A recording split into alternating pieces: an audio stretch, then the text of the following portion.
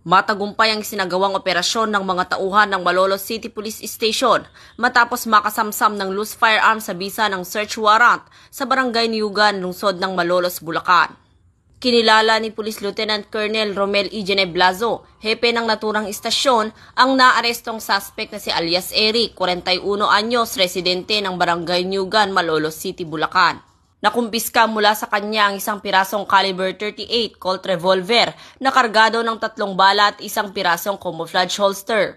Nahaharap ang suspect sa kasong paglabag sa Republic Act 10591 o Comprehensive Firearms and Ammunition Regulation Act.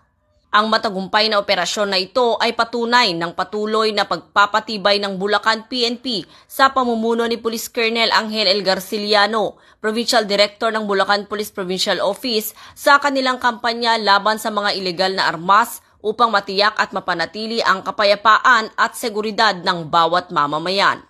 Mula dito sa Bulacan Police Provincial Office, ako ang inyong PNN correspondent, Patrolwoman Pearl Cristalin Javier, alagad ng batas, tagataguyod ng Balitang Pulis.